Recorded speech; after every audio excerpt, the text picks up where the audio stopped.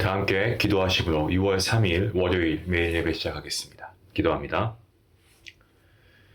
거룩하신 하나님 감사합니다. 오늘도 우리 모든 주님의 사랑하는 백성들, 하나님 우리 성도들이 함께 주님께 나와서 예배 자리를 통하여 말씀을 통하여 은혜 받게 하시니 감사합니다. 하나님 오늘도 우리 마음에 있는 모든 소원과 기도의 제목을 주님께 올려드리길 원합니다. 오늘도 하나님의 말씀을 통하여서 말씀의 기쁨이 넘치게 허락하여 주시옵시고 정말 이 말씀이 우리의 생각과 우리의 마음과 우리의 영혼을 정말 새롭게 변화시키는 귀한 능력의 말씀 될 수 있도록 하나님 함께하여 주시옵소서. 하나님 주님께서 사랑하는 우리 성도님들 붙잡아 주시옵소서. 가정마다 복된 소식이 넘치게 허락하여 주시옵시고 또한 각 성도님들의 직장과 사업장을 주님께서 눈동자같이 지켜보호하여 주심으로 고난과 역경이 불어닥친다고 해도 늘 주님의 말씀을 붙잡고 나아갈 때 주님의 주시는 은혜와 평강이 충만케 인도하여 주시옵소서. 주님 고난 중에 있는 성도들이 있습니까? 주님께서 성도님들의 마음을 붙들어 주시고 생명의 근원이 되는 마음을 아버지 말씀으로 주님께서 새롭게 변화시켜 주시며 오직 믿음으로 승리케 인도하여 주시옵소서. 아버지 또한 몸이 약하여서 질병으로 인하여서 또 회복하는 가운데 있는 모든 환우분들 주님께서 기억하여 주시고 아버지 몸이 아픈 자뿐만 아니라 그 가정이 그 가족들이 모두 하나님의 평강을 누릴 수 있도록 하나님 은혜 내리워 주시기를 간절히 소원합니다. 아버지 또한 주님께서 이번 주에는 패밀리 캠프를 진행하게 해주시니 감사합니다. 금요일부터 주일까지 있을 패밀리 캠프 가운데 함께 해주시고 참여하지 못하는 성도님들 기도로 함께하게 인도해 주시고 또 그곳에서 함께 시간을 같이 하며 또 은혜의 시간을 나눌 모든 성도님들과 다음 세대 가운데 하나님께서 은혜 위에 은혜를 더해 주시옵소서. 준비하는 모든 과정 속에 하나님께서 개입하여 주시고 안전하게 은혜롭게 잘 마치고 돌아와서 하나님께 영광 올려드릴 수 있도록 하나님 인도하여 주시옵소서. 오늘도 매일 예배를 통해 하나님께 나아갑니다. 말씀을 사모하는 자에게 주시는 주님의 은혜가 족할 줄로 믿사오니 주님 예배에 참여하는 모든 성도님들 가운데 주님께서 함께하여 주시옵소서. 감사하며 예수님의 이름으로 기도하옵나이다. 아멘. 찬송가 80장 함께 하시겠습니다.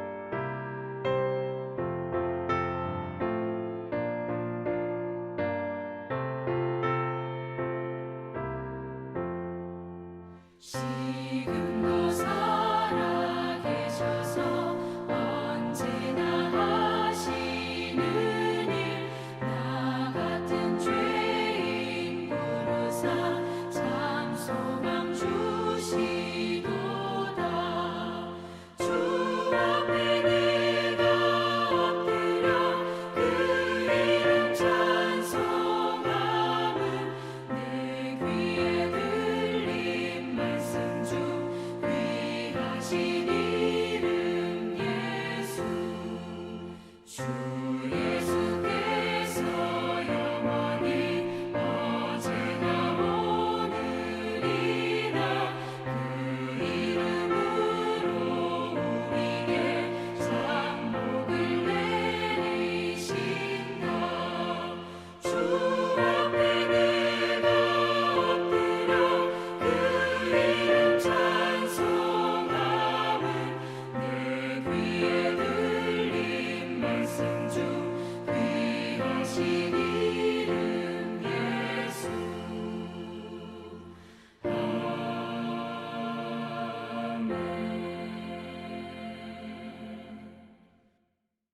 오늘 하나님 주시는 말씀은 베드로전서 1장 22절부터 2장 10절까지 말씀입니다.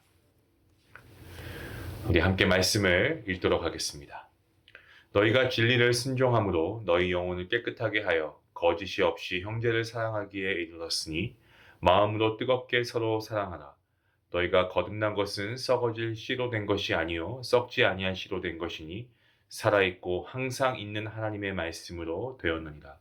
그러므로 모든 육체는 풀과 같고 그 모든 영광은 풀의 꽃과 같으니 풀은 마르고 꽃은 떨어지되 오직 주의 말씀은 세세토록 있도다 하였으니 너에게 전한 복음이 곧 이 말씀이니라. 그러므로 모든 악독과 모든 기만과 외식과 시기와 모든 비방하는 말을 버리고 갓난 아기들 같이 순전하고 신령한 저들 사모하라. 이는 그로 말미암아 너희로 구원에 이르게 하도록 자라게 하려 함이라. 너희가 주의 인자하심을 맛보았으면 그리하라. 사람에게는 버림바가 되었으나 하나님께는 택하심을 입은 보배로운 산 돌이신 예수께 나아가 너희도 산 돌같이 신령한 집으로 세워지고 예수 그리스도로 말미암아 하나님이 기쁘게 받으실 신령한 제사를 드릴 거룩한 제사장이 될지니라.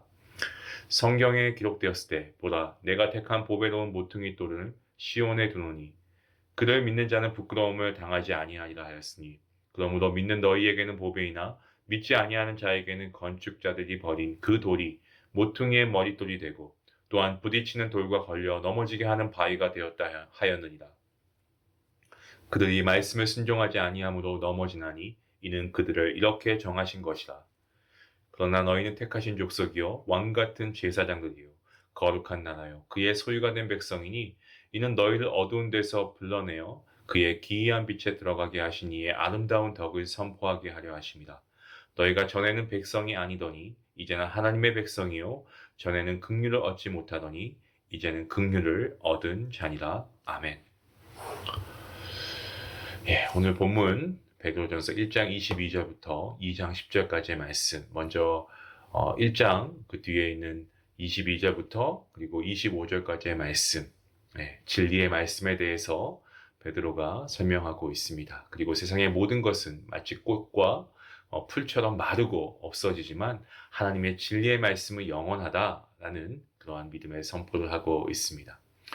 본문 2장 1절에서 베드로는 영적 성장을 위해서 신령한 젖을 먹어야 한다.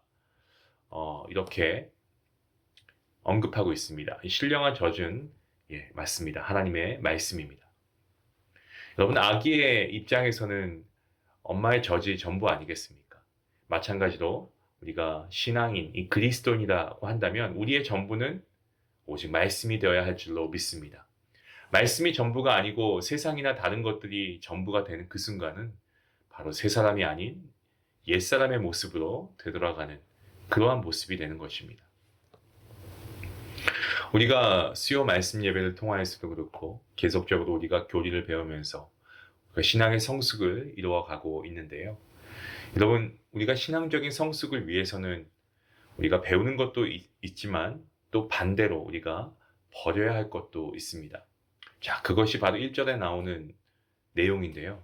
악독과 기만과 외식과 시기와 모든 비방하는 말, 이러한 것들을 우리가 신앙적 성숙을 이루기 위해서 버려야 한다라고 베드로가 얘기하고 있습니다. 자, 이것들의 성격은 어떻습니까? 악독, 기만, 시기 이런 것들 그야말로 입술에서 악을 쏟아붓는 것 아니겠습니까? 우리는 가정에서 직장에서 이러한 악들을 쏟아붓는 경우가 참 많습니다. 이러한 것들이 내 입술에 머물러 있으면요 영적 성장 기대하기 어렵습니다.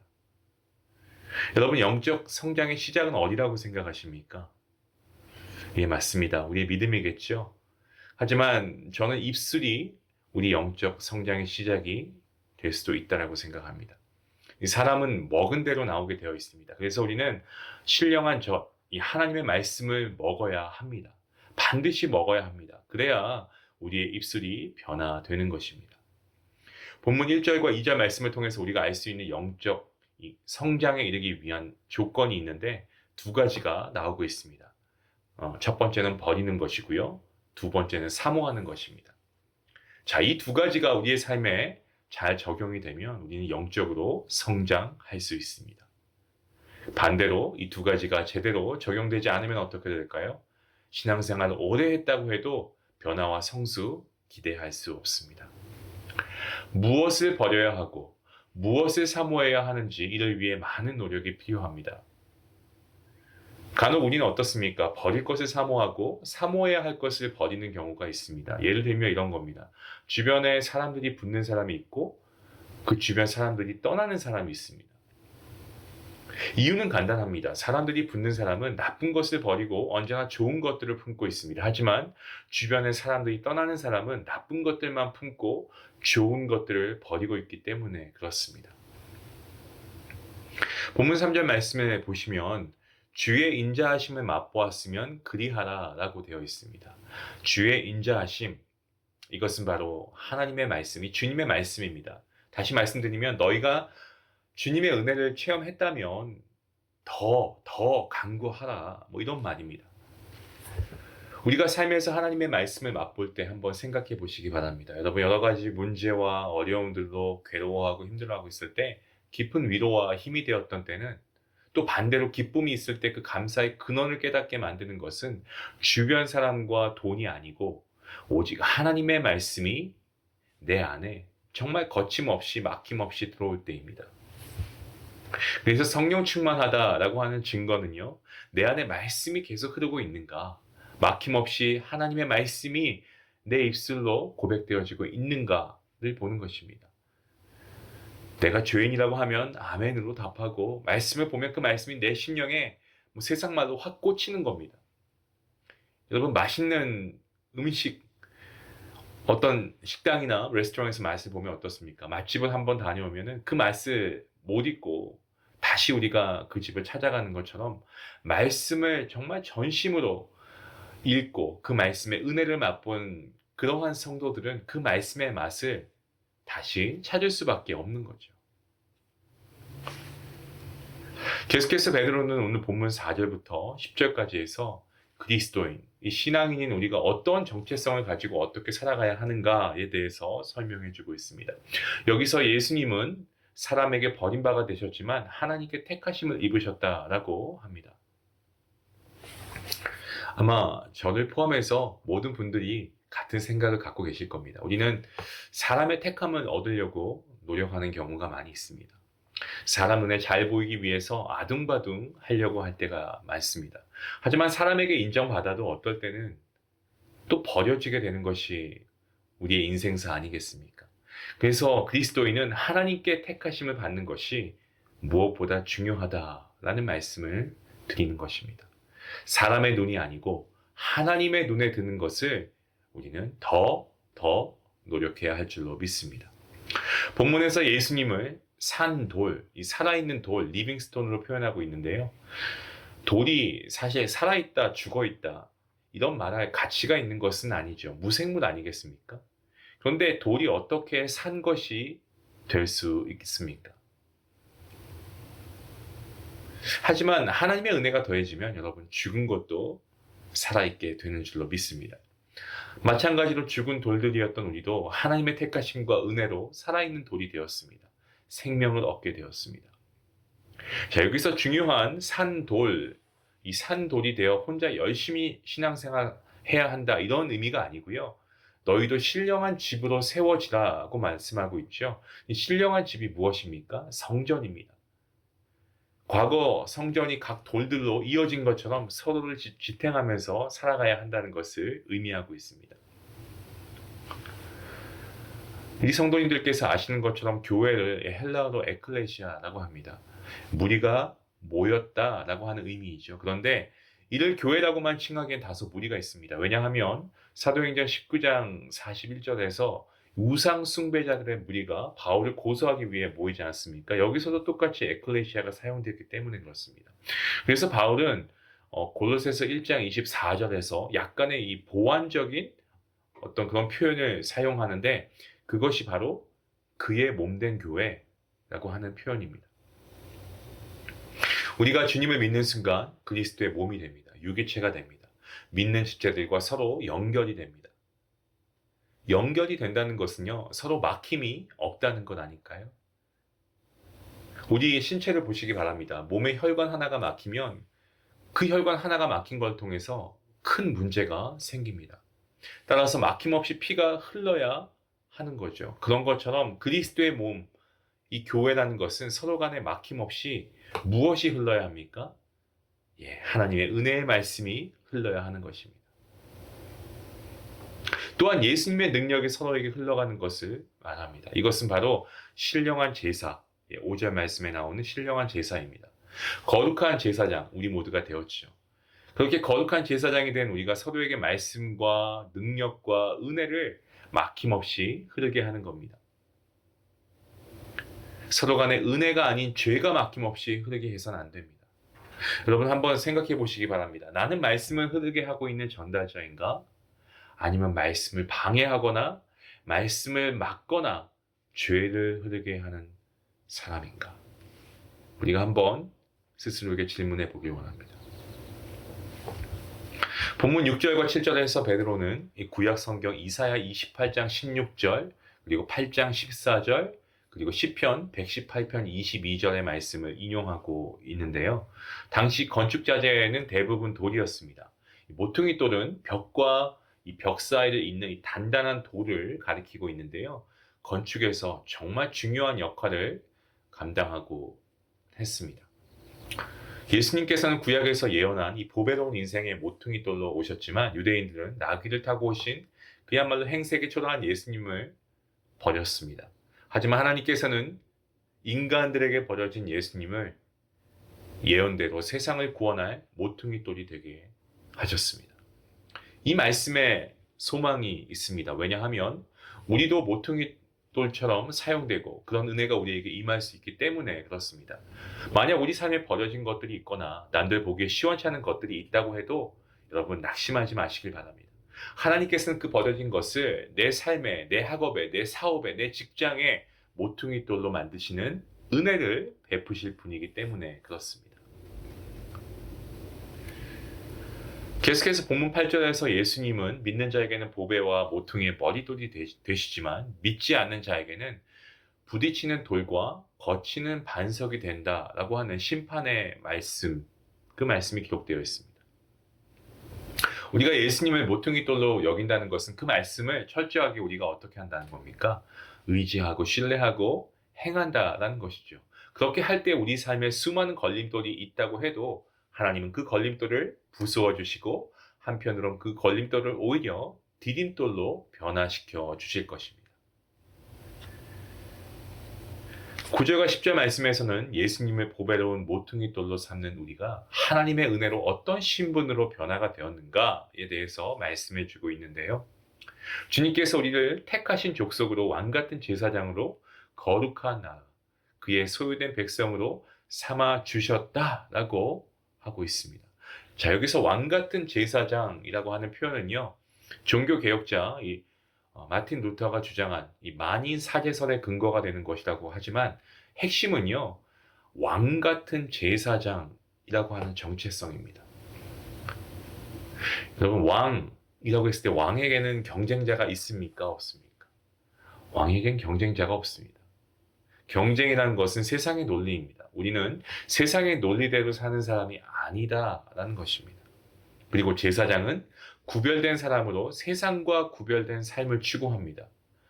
또한 우리는 세상의 나라가 아니고 거룩한 나라에서 살아가며 세상의 소유가 아닌 하나님의 소유된 백성들이라는 의미입니다. 다시 말씀드리면 세상의 통치를 받는 사람이 아니고 하나님의 말씀의 통치를 받는 거룩한 사람들, 바로 성도인 저와 여러분입니다. 성도인 저와 여러분은 말씀의 통치를 받는 왕같은 제사장의 모습으로 거룩하게 살아가야 합니다. 이것이 우리의 정체성이라고 하는 것입니다. 그렇게 살아가지 않는다면요, 사자인데 고기를 먹지 않고 풀을 뜯어 먹는 것처럼, 신앙인인데 신앙인처럼 살지 않는 그야말로 아주 희귀하고 기이한 삶이 될 수밖에 없음을 우리는 잊지 말아야 할 것입니다. 우리가 왜 이렇게 살아야 합니까?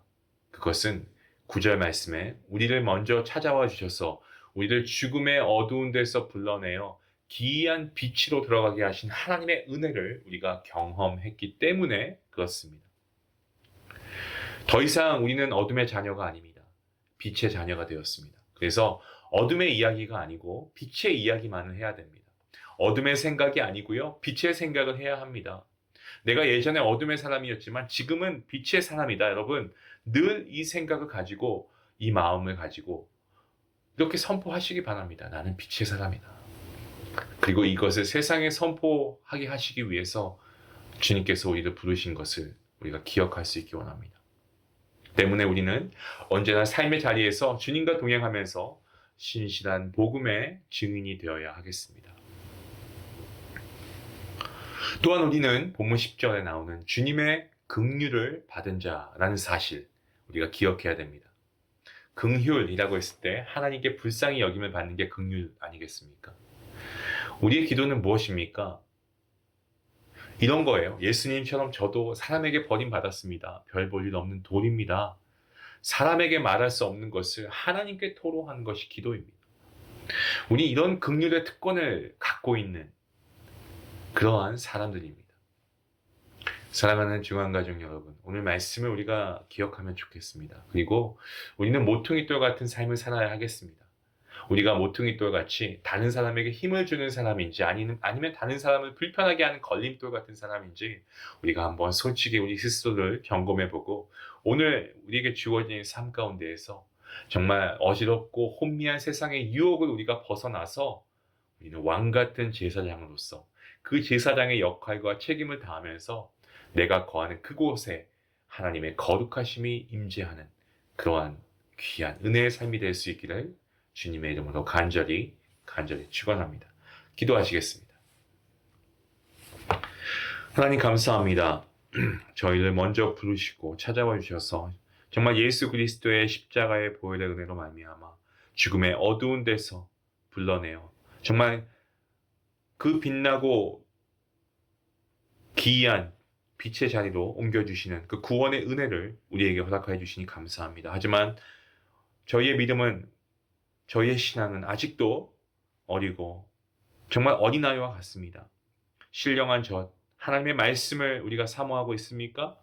얼마나 하나님의 말씀을 우리가 가까이 하고 있습니까? 주님, 정말 우리가 더 하나님의 진리의 말씀을 사모하게 하시고 세상의 모든 것은 썩어 없어지고 다 멸절하지만 하나님의 말씀은 영원한 줄 믿사오니 이 말씀을 사모하는 가운데 영적 성장을 이루어가고 우리의 입술에서 죄악을 멀리하게 하여 주시옵소서.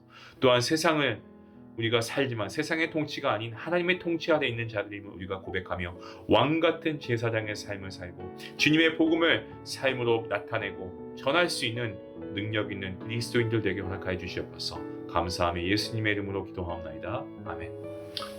오늘 말씀 생각하시면서 우리 함께 기도하기 원합니다. 여러분, 우리가 모퉁이돌이 되어야 할 줄로 믿습니다. 걸림돌이 되면 안 되겠습니다. 여러분, 이러한 우리가 되게 해달라고 기도하시고 왕같은 제사장의 삶을 살아갈 수 있게 달라고 우리 같이 함께 말씀 생각하시면서 기도하시겠습니다. 기도합니다.